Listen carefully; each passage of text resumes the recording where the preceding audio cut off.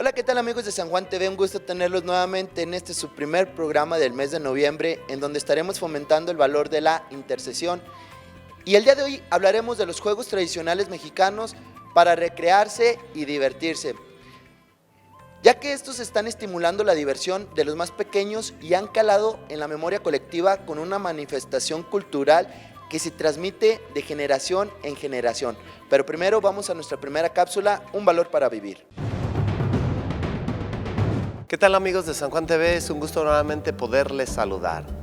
La intercesión, un valor para vivir. En primer lugar, hemos querido tomar este valor dado que estamos celebrando 400 años del primer milagro que Dios nuestro Señor realizó por intercesión de la Santísima Virgen María, Nuestra Señora de San Juan de los Lagos. Este primer milagro que hace 400 años se realizó por intercesión de la Virgen María, nos da pie a reflexionar sobre la intercesión. ¿Qué es interceder? Antes que nada, hemos de recordar que esta palabra quiere decir pedir por otro o ceder los derechos a otro. O también nosotros lo podríamos entender de una manera diciendo que es como yo cedo mis méritos en tu favor. Por eso le llamamos intercesión. Ahora bien, interceder puede verse desde muchas maneras. Por ejemplo, cuando tú pides un favor para otra persona, no para ti. Tú estás intercediendo por la otra persona. Pero también lo podemos ver de aquella manera cuando le pedimos a Dios algún milagro, algún favor a través de alguno de los santos, a través de la Virgen María. Recordamos que el único mediador entre Dios y los hombres es nuestro Señor Jesucristo, y entonces Cristo es el intercesor ante el Padre por excelencia, intercede por nosotros ante el Padre, así como dice la Sagrada Escritura, el Espíritu también intercede por nosotros y ora en nosotros. Bien, entonces interceder es pedir por otro, pedir a favor de otro, pedir para alguien más. O también nosotros podemos decir, yo pido la intercesión, entonces yo pido a favor o a través de alguien más para mí. Cuando hablamos de la intercesión, recordamos también una parte muy importante en la vida de la fe.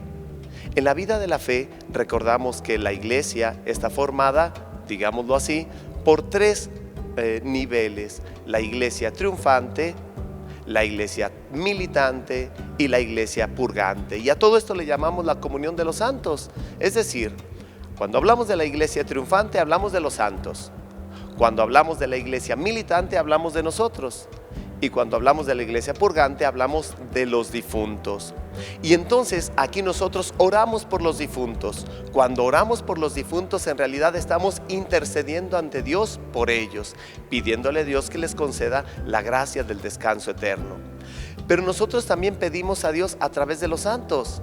Y entonces aquí hay la comunión de los santos, la comunión de la oración de la vida de la iglesia.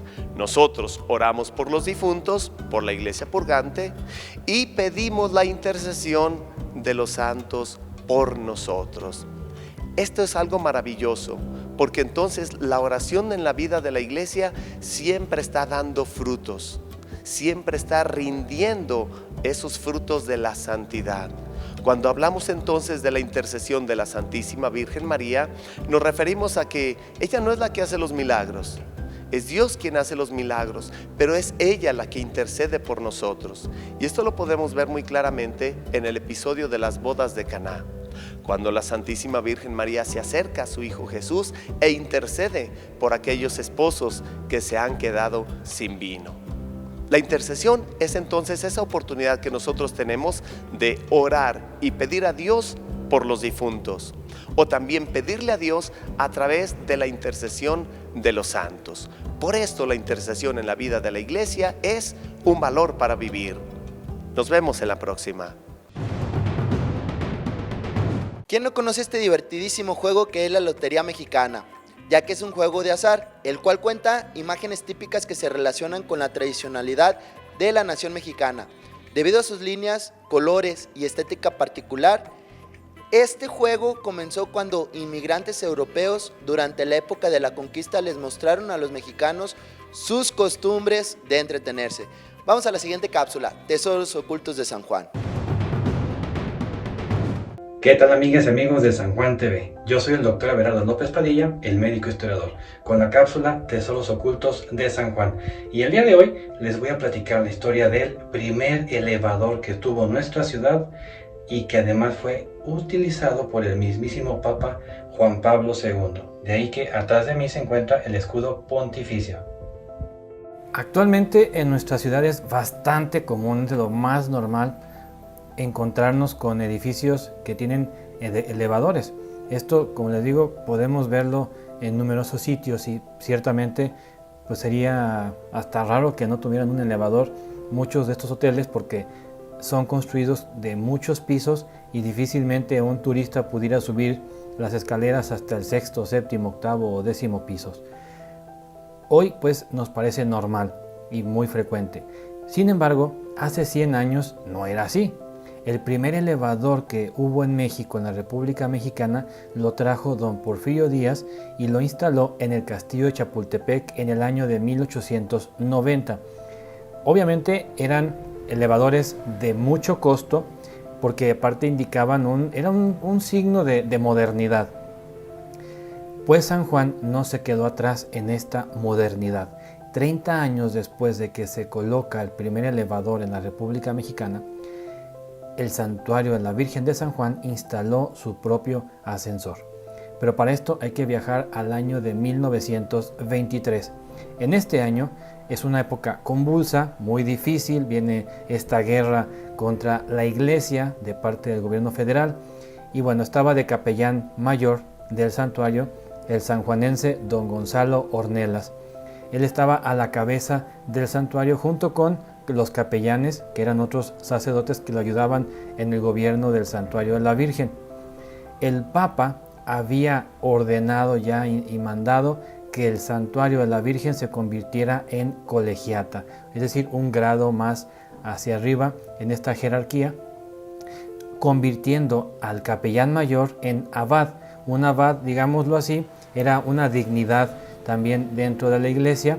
Podían vestir como obispos sin ser obispos, y los capellanes de coro se convertían en canónigos, es decir, un cuerpo que continuaba sirviendo como gobierno de esta iglesia, de este santuario. En el año de 1923 es cuando se nombra pues al santuario en colegiata, y además se acababa de construir no hacía mucho tiempo un edificio anexo al santuario que hoy conocemos como la abadía. Este edificio de 3 pisos anexo al santuario, donde el capellán mayor primero y después ya siendo abad residía. Pero además también ahí se encontraban las oficinas de este gobierno y la sala donde se reunían los canónigos para pues tomar las decisiones prudentes u oportunas para el santuario.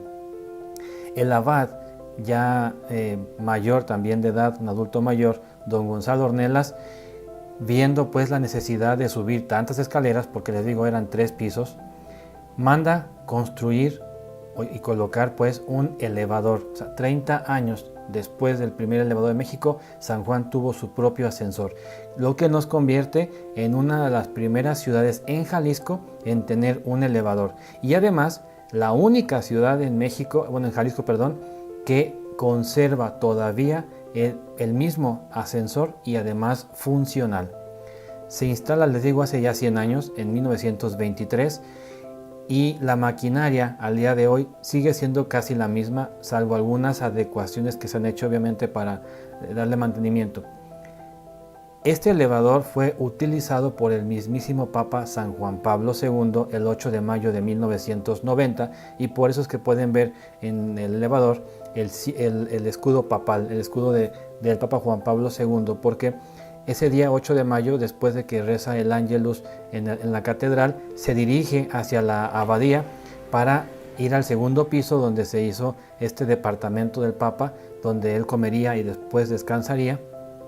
Pues sube a este elevador, lo utiliza para ir al segundo piso, y después, cuando ya va de salida de la catedral, también lo vuelve a utilizar. Así que es un elevador de mucha importancia, tanto histórica por su antigüedad como también por los personajes que por allí han transitado. Como les menciono, el mismísimo Papa, hoy San Juan Pablo II. Y es una maravilla este elevador de la marca Otis, que es una de las más antiguas que han hecho elevadores a nivel mundial. Pues amigas y amigos, les digo, este es un tesoro de nuestra ciudad que aún se conserva, que aún sigue funcionando y que vale la pena seguirlo manteniendo así y que conozcamos esta brevísima historia.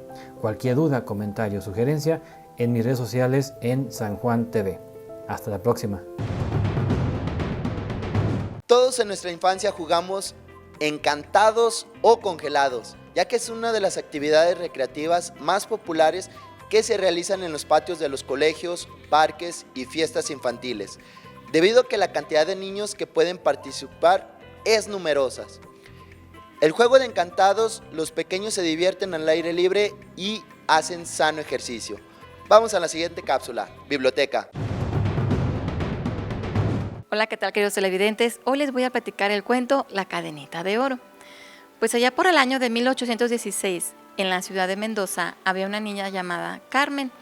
Esta niña era huérfana y vivía con una familia pues muy adinerada, pero los niños de esta familia la trataban muy mal.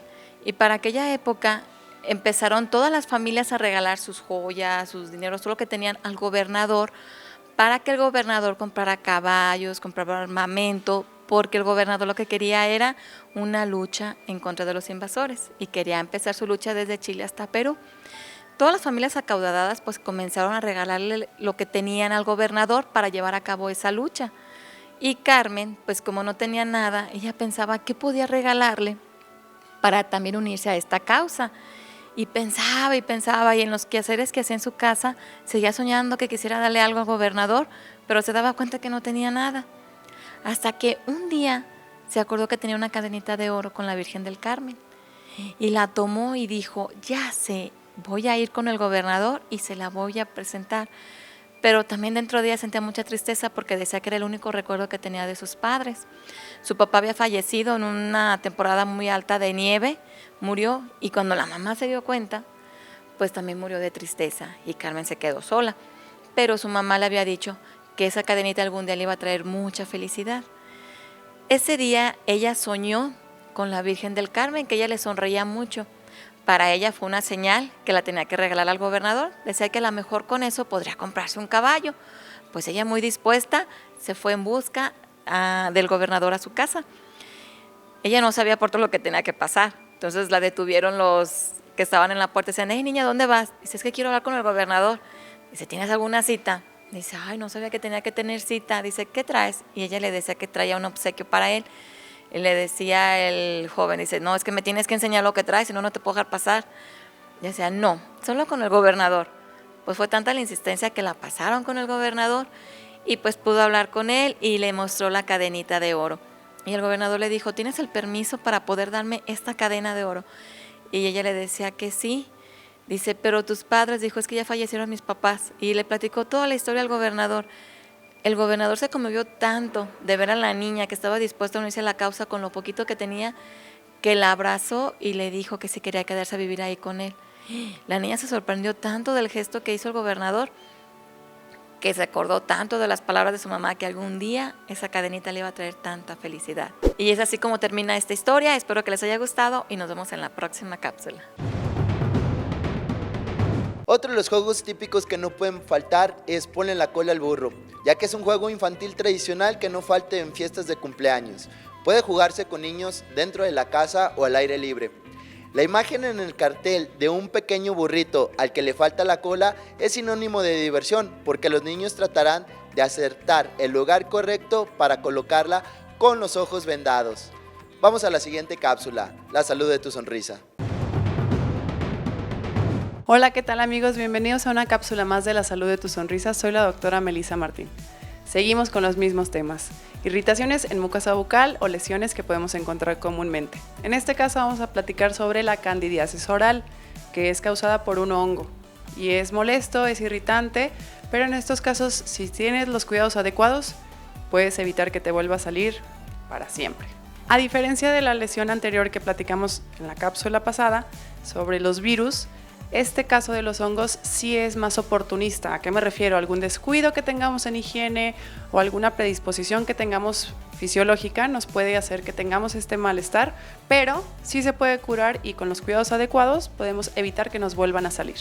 Por ejemplo, los antimicóticos orales tópicos son las opciones que podemos tener, pero ojo, en estos casos sí importa bastante acudir a revisión porque dependiendo de la lesión, la ubicación, el tiempo, se da el tratamiento de días y de dosis. También hay enjuagues específicos para hongos, son antimicóticos. Vuelvo a lo mismo, se tiene que tratar con ciertos tiempos, ciertos días, entonces esto te lo indicaría tu profesional de la salud para que tengas el resultado adecuado y no sea al contrario, contraproducente y te irrite un poquito más.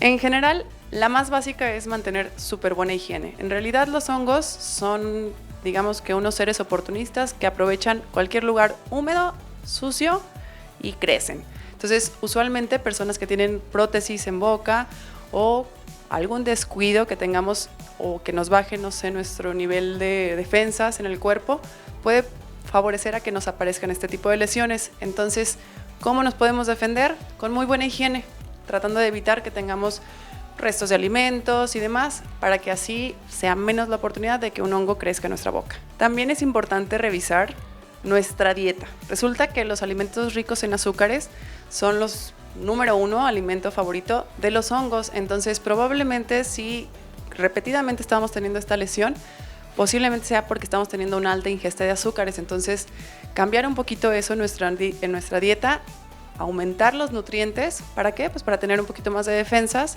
y darles un poquito menos de alimento a estos seres oportunistas.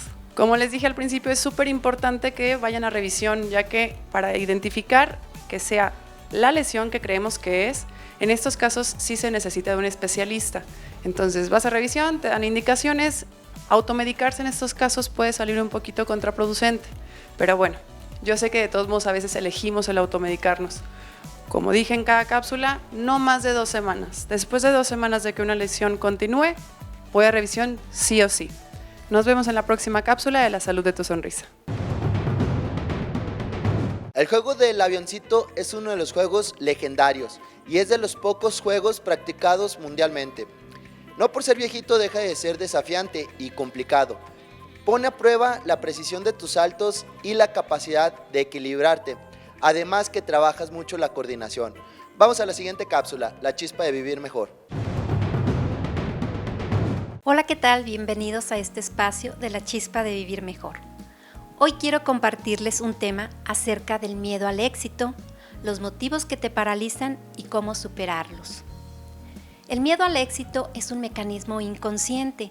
La persona desea, está determinada a tener éxito, mas sin embargo pareciera que hay una fuerza que lo puede paralizar y limitar para lograr el éxito. Y pues esto es muy normal en muchas de las personas. Así es que vamos a ver algunos de los motivos por los cuales la persona puede tener miedo al éxito. Uno es el miedo al fracaso, que es el de raíz. Por lo general muchas personas tienen este tipo de miedo. Se viene entonces un pensamiento negativo, y si no la hago, y si me va mal, sea en el contexto laboral, familiar, profesional, pero sí siempre con pensamientos negativos, en lugar de pensar en todos aquellos aspectos gratificantes que podrían ser si logras el éxito, ¿sí? Entonces, ¿qué se puede hacer aquí? Pues realmente todos vamos en algún momento a tener algún fallo, pero aquí lo importante es que lo puedes corregir. Y lo importante también es que aprendas a no ser siempre negativo y decir, bueno, claro que lo voy a poder lograr, no te rindas, sé perseverante y vas a ver que lo vas a lograr. Otro de los miedos es el miedo a no sentirte merecedor del éxito. Aunque no lo crean, hay personas que se sienten que no tienen derecho a tener éxito. Aquí es bien importante que creas en ti mismo, que confíes en ti misma. Tienes que trabajar aquí tu autoestima. ¿Por qué? Porque a lo mejor traes muchas cosas, tu historia familiar o de las personas que te rodean, que hacen que te limites, ¿sí? Y tienes entonces cierto tipo de creencias, ciertos paradigmas en los cuales dices, pues no me siento merecedor.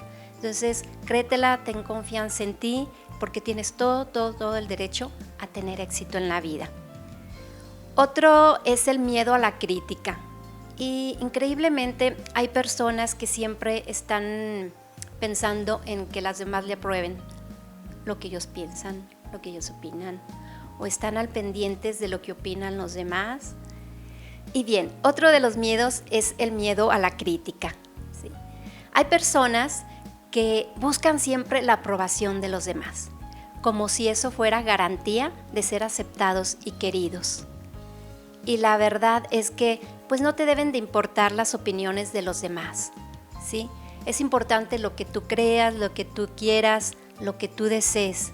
Siempre va a haber personas que te juzguen, que te critiquen, pero también va a haber otros que te apoyen, ¿verdad? Y que te aprecien. Así es que olvídate de los prejuicios, cree en ti mismo, en ti misma y adelante. Otro es el miedo a mantener el éxito. Hay personas que sí, y personas comunes que han llegado a tener mucho éxito en la vida, pero también muchas de estas personas, pues así como lo han ganado, lo han perdido. ¿Y por qué? Porque de repente se dice que que se les subió, a la cabeza, ¿verdad? Que no tuvieron los pies bien plantados sobre la tierra y que bueno, pues eso les ganó.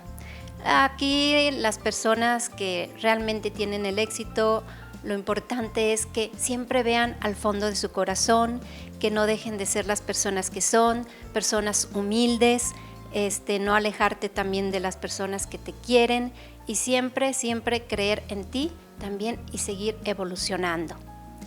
Otro es el miedo a sentirte solo o diferente de las personas que habitualmente están a tu alrededor. Y bueno, hay veces en que pues estar solo a veces es bueno, pero también el éxito lo vas a tener o no tener aunque estés solo, ¿sí? Lo importante es, nuevamente, no alejarte de las personas que te quieren, ¿sí? De repente a veces cuando tienen mucho éxito se tienden a alejar, ya no tienden a tener mucha relación con las personas con las que estiman y pues están muy centrados en las cosas, en sus proyectos. Y aquí lo importante es que también siempre estés rodeado de las personas que realmente te van a apoyar y que tú también siempre estés relacionándote con los demás, con tu esencia, sin dejar a un lado a las personas que te estiman.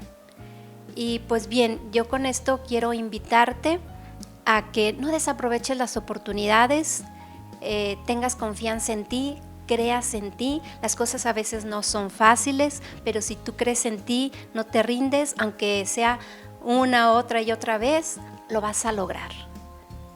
Pues yo me despido y hasta la próxima. Saltar la cuerda es uno de los juegos tradicionales mexicanos. Para jugarlo solo hace falta contar con un espacio abierto, participantes entusiastas y una cuerda para saltar. Se trata de un juego que contribuye a que los niños se ejerciten y se diviertan al mismo tiempo.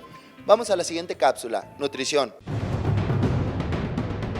Hola amigos de San Juan TV, nuevamente con ustedes, Elibet Karina Gutiérrez, un poco ronquita por los cambios de estación y el poco cuidado, donde la recomendación, ya hemos hecho algunas cápsulas muy interesantes sobre el uso de la miel y el propóleo, que son cosas que nos van a favorecer mucho a que esto mejore, y una raíz fabulosa que es el jengibre.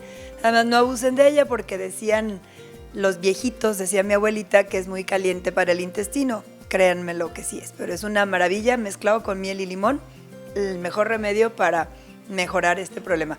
Aguas con las calorías, o quienes tienen problemas de azúcar, tengan cuidado, que vaya. A mí me ha funcionado muy bien, aunque luego la colitis estuvo un poquito mal. El día de hoy vamos a hablar de un tema muy interesante que surgió de algunas preguntas que me hacen de repente algunas personas. A veces vas con el doctor o a veces escuchas en algunas publicaciones, sobre todo en las redes sociales, que te dicen, no comas harinas. Ah, caray. Y me preguntaban, bueno, ¿qué es cuando dices no comas harinas? Inmediatamente todo el mundo piensa es no comas cosas de trigo. Pero si entendemos estrictamente qué es una harina, harina es un polvo que resulta de la molienda de un grano o de una fécula, de una semilla o de una fécula seca. Entonces podríamos tener harinas no solo de trigo, que es en la que todo el mundo piensa y en la que siente que es lo que está prohibido, todo lo que está hecho de harina de trigo. Y no, pues harinas podemos hacer de trigo, podemos hacer de maíz, en algunos países se usa el centeno, se usa la cebada, se usa la papa para hacer harina también, podemos hacer harina de arroz, de muchísimos cereales serían las harinas. En el momento que nosotros queremos dar esa indicación, si tú veniste con el nutriólogo, claro que no te vamos a decir deja de comer harinas, te vamos a decir vamos a modificar el consumo del grupo de cereales. Y entonces es que la modificación sería diferente. Si tú recuerdas el plato del bien comer, incluso el nuevo, hay una sección color amarillito que es donde tenemos los cereales y los tubérculos, que todos estos son los alimentos con fécula o feculentos. La fécula en la papa, claro que la vas a ver, inmediatamente la alcanzas a ver, el almidón. En camote o yuca también lo vas a ver, y la yuca es muy comúnmente conocida o comida como tapioca. Ahí vamos a tener féculas, y esas pertenecerían teóricamente cuando te dan la recomendación a las harinas. Vamos a encontrar, por ejemplo, el maíz en todas sus variedades. Vamos a encontrar el maíz como tal, como maíz, y lo vamos a encontrar como la harina en las tortillas, en la masa, que esa sería una harina. Estoy hablando de harina cuando está seca y la compras en la bolsa, pero la masa es lo mismo que lo que compraste en la bolsa. Hablaremos de eso más adelante. Igual, dentro de ahí puedo encontrarme el pinole antes de que le pongas el azúcar, que es harina de maíz tostada. Esa es la diferencia, el maíz está tostado. Vas a encontrarte a la maicena, que la maicena es la fécula del maíz, donde le quitaste el germen y la cascarilla, que sí la tiene la harina nixtamalizada, y se molió en seco. Se molió y se secó. Ese sería otro tipo de harina, y es harina de maíz.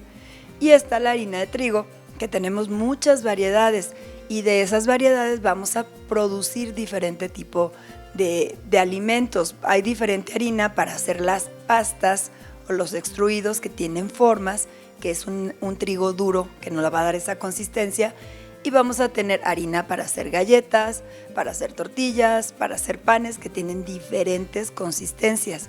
Entonces, aquí hay que puntualizar. Cuando tú tienes una recomendación de no comer harinas, hay que preguntar por qué es la recomendación. Porque si es para control de peso, lo mismo da que no comas un pan o un bolillo a que no comas tortillas, porque pertenecen al mismo grupo. Pero si la recomendación va más allá, donde estoy pensando en los componentes del alimento, entonces si te dicen tienes intolerancia al gluten, entonces sí estamos pensando en los alimentos o las harinas que tienen gluten. ¿Cuáles son? Resulta que tienes problemas con la histamina, entonces tengo que pensar en algún tipo de harina que puede estar aumentando las cantidades de histamina. Es muy diferente lo que vamos a consumir dependiendo de la recomendación. Por eso cuando tú lo leas en las redes sociales, híjole, ve con tu médico o con tu nutriólogo de confianza para que te hagan la recomendación. En la siguiente cápsula les voy a platicar un poquito más de cómo se obtienen las harinas y los usos que tenemos de cada una de ellas en casa y en la industria alimentaria. Nos vemos en la siguiente cápsula. En algún momento en el preescolar jugamos la rueda de San Miguel, y es que es otro de los juegos de rondas preferidos por los niños mexicanos. Entretiene a un gran número de participantes, por lo que el patio de la escuela es el lugar ideal para jugarlo. Vamos a la siguiente cápsula, Acción con Valor. Hola, ¿qué tal? Bienvenidos a Acción con Valor. El día de hoy vamos a comparar el medio ambiente con las funciones de nuestro cerebro. Vamos a ser honestos, y quizás esto entra en debate. Tenemos el corazón y tenemos el cerebro. ¿Cuál es más importante? Para esto es simplemente fijarse en lo que hace cada quien. El cerebro es aquel que te permite pensar, realizar acciones y en sí darle un uso a tu cuerpo. Pero el corazón es aquel que hace que tu cuerpo sea útil. ¿Y cómo es que esto no es lo mismo?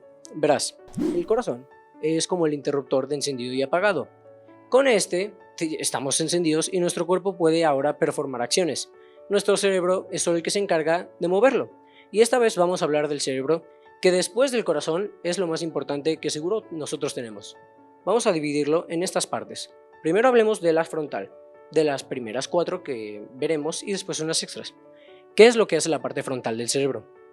Esta se encarga de que nosotros tengamos la razón. ¿Y cómo que la razón? La razón es aquello que nos hace responder preguntas, planes, formar ecuaciones, formar matemáticas, pensar en nosotros mismos, pero no en sentimientos y estas cosas, sino solo en la razón. Si hay un problema, la parte frontal del cerebro es la que se va a encargar de resolverlo. Es lo que tiene la lógica en el cerebro. Esto es lo que nos hace pensar no solo en problemas, sino también incluso en, no demasiado, pero en cómo vamos a performar un paso, por ejemplo. Esto no va a performar el paso, pero va a decir cómo. Y esto del paso nos deja a la siguiente parte que está en el otro lado del cerebro, que es hasta atrás, la parte occipital. La parte occipital del cerebro hace que nosotros tengamos balance y podamos ver. Si en esta parte si hay una malformación en esta parte, nosotros estamos seguros de que la visión va a estar o dañada o completamente cegada, debido a que este va a estar dañado. Y si tampoco nos podemos balancear, es posible que se requiera una silla de ruedas o quedemos paralíticos. En uno de los peores casos, se quede uno en estado vegetal, que es cuando el sistema nervioso, pues ahí está vivito y funcionando, pero tu cuerpo no te va a responder y no te vas a poder mover, que es muy similar a cuando uno se queda paralítico, pero eso es usualmente cuando una parte del cuerpo no se puede mover, no cuando el cuerpo entero está ahí quieto. Pero volviendo al cerebro, esta parte se encarga de que nosotros podamos tener balance y ver. Es más así para funcionalidades de movimiento del cuerpo. Esta parte del cerebro que tenemos detrás, en sí, pocas palabras, hace que nosotros podamos ver y movernos. Y aquí es cuando otro compañero funciona y entra al juego. ¿Por qué? Porque en la parte de arriba vamos a encontrar la sección parietal. Esta sección es la que se va a encargar del resto de los sentidos que nosotros tenemos, el cual, junto con la parte de abajo, puede ser el tacto, por sí sola puede alimentar la función del olfato, junto con otros sentidos, tales pueden ser la escucha. La parte de arriba del cerebro se va a encargar de que nosotros podamos sentir, y en sí, junto con su compañero de abajo, la parte occipital, va a poder lograr que nosotros con el tacto, no solo de las manos, sino todo lo que se puede sentir en el cuerpo, y todos los nervios que pueden sentir, por ejemplo, un objeto que se está tocando, pues eso va a lograr que se perciba por el ADN y ya después esa información pueda ser copiada por el ARN. Como hemos comentado en cápsulas anteriores, que cualquier información que nuestro cuerpo haga y que el cerebro mande, que es como la parte central de la información de nuestro cuerpo, que luego va a enviarla al ADN y luego se copia el ARN, cosas de otras cápsulas, pues esto es lo que hace esta parte de aquí, la parte parietal. Y finalmente nos queda una sola parte del cerebro, la cual es la temporal. Y no se preocupen, no va a durar por un límite exacto de tiempo. Este nombre lo recibe este órgano debido a la función que este tiene. Y esta función, como el nombre lo indica, en parte es el tiempo. Pero no solo el tiempo, este entra en la memoria, que es la función principal que tiene esta parte del cerebro. La memoria es aquella que en sí no solo va a percibir el tiempo, sino también todos los recuerdos e información que ya han sido copiados de la ADN a la ARN, y aquí es como un baúl en el cual la información va a ser almacenada. Y aquí llega el momento de la comparación. ¿Qué pasa si nosotros en sí no cuidamos esta parte del cerebro? No es como que el cerebro va a llegar a tener un cambio mayor, a menos que sea algo físico. Por ejemplo, para que una persona pierda el balance, basta con un sencillo golpe acá atrás que puede hacerles demasiado daño. El cerebro en sí puede ser dañado, ya sea por una caída o por el mismísimo golpe que acabo de mencionar. ¿Y en qué manera esto puede llegar a afectar al mismo ambiente? Pues verás, hay cerca de los 7 en mucha mayoría billones de personas en el mundo, y estas personas todas tienen un cerebro funcional y útil, y estas personas con ese cerebro pueden llegar a formular ideas. Estas ideas pueden cambiar el mundo, y ahí es donde puede entrar lo bueno y lo malo. Uno como humano tiene que aprender a tener una conciencia y un pensamiento pues puro, limpio, si es que uno quiere, por supuesto. Yo no voy a negarle la libertad a cualquiera, pero una persona con morales, con valores, quizás puede llegar a aprender esto y de una muy buena manera. Así, aprender a ser solidarios unos con otros. Nos vemos en la próxima Acción con Valor. Apuesto que este juego lo has practicado. ¿Cómo olvidar el piedra, papel o tijera? Ya que es un juego conocido alrededor del mundo como una forma divertida de pasar el tiempo con amigos o entre padres e hijos. Cuando los niños juegan a piedra, papel o tijera, ejercitan su respuesta física, mental, ante situaciones inesperadas. Vamos a la siguiente cápsula, Piedad Mariana. Amigos de San Juan TV, Padre Pancho nuevamente con ustedes. El mes de noviembre inicia con la fiesta de todos los santos. ¿Qué mejor que seguir hablando aquí en este relicario del Seminario Mayor, donde están lo que perteneció a los cuerpos de nuestros santos? Y entonces pues invito nuevamente al Padre Jesús Robelo a que nos pueda hablar de cuáles son los beatos y los santos que de alguna manera tienen relación a nuestra diócesis, pues así son nuestros mártires, nuestros santos. Agradezco al Padre Pancho la invitación y también a ustedes, televidentes de San Juan TV, por seguirnos en esta cápsula. Estamos hablando pues de los santos y los beatos que tienen que ver con nuestra diócesis de San Juan de los Lagos. Somos una diócesis bendecida con 6 santos. De esos 36 que México tiene, 6 tienen que ver con nuestra región. Y de esos 27 beatos, 8 tienen que ver con nuestra diócesis de San Juan de los Lagos. Quisiera hablarles de cada uno de ellos para que los vayamos conociendo y profundicemos en ver cómo ellos fueron fieles a Cristo y sirvieron a sus hermanos. De los 6 santos que tenemos, pues tenemos aquí las pinturas. Santo Toribio Romo, originario de Santa Ana de Guadalupe, que fue martirizado en Tequila. Santo Sabás Reyes, originario de Cocula y que fue martirizado en Tototlán. San Tranquilino Ubiarco, de quien estamos celebrando 100 años de su ordenación presbiteral, que nació en Ciudad Guzmán y fue ahorcado en Tepatitlán el 5 de octubre de 1928. Tenemos de este lado a San Julio Álvarez, originario de Guadalajara, que fue párroco de Mechoacanejo, cerca de Teocaltiche, y fue martirizado en San Julián, Jalisco. Tenemos también a San Román Adame, que era el sacerdote más de los 23 que fueron canonizados, era el más anciano, era párroco de Nochistlán y fue martirizado en Yagualica de González Gallo.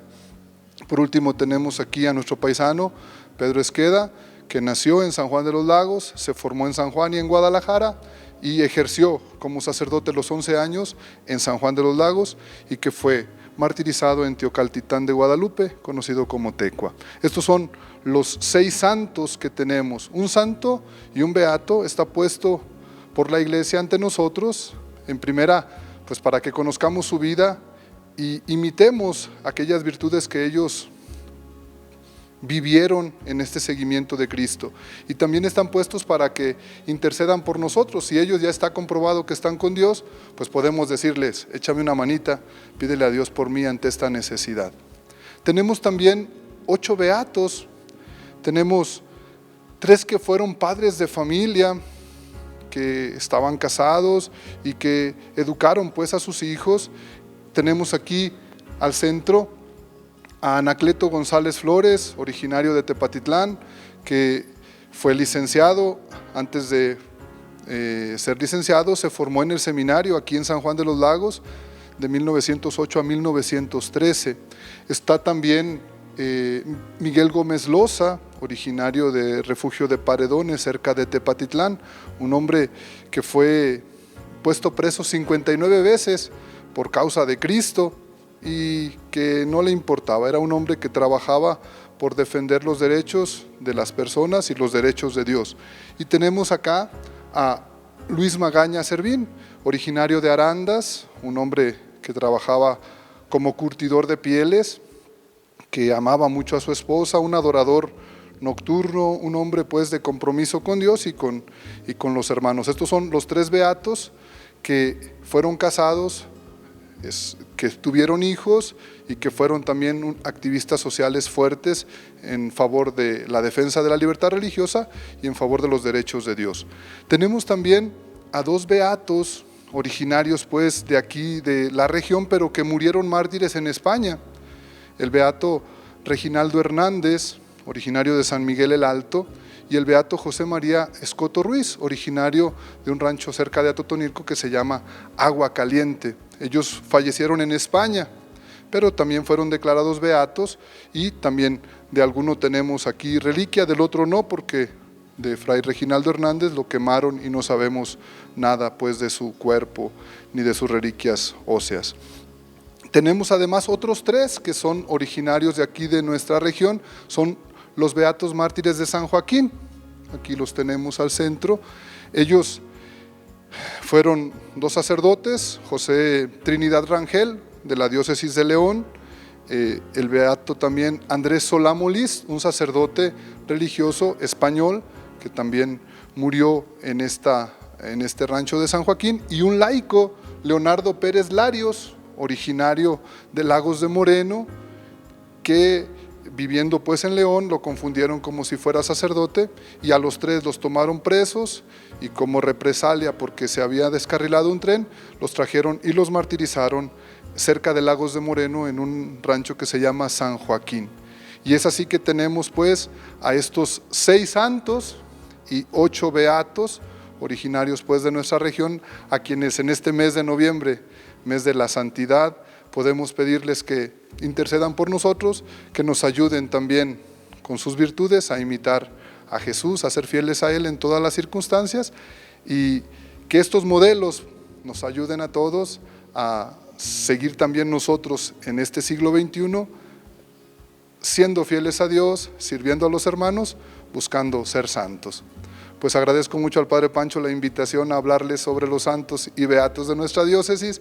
Agradezco a ustedes, televidentes de San Juan TV, por su atención. Dios los bendiga. Como último juego, se trata de las canicas, ya que es un juego tradicional que gusta a chicos y grandes por igual. Contribuye a que los niños adquieran destrezas manuales y desarrollen estrategias para obtener más canicas. Y bueno, ¿qué te han parecido estos juegos? De seguro más de alguno los has jugado. Yo me despido por el momento, esto ha sido todo por hoy. Mi nombre es Sergio Núñez y esto fue San Juan TV.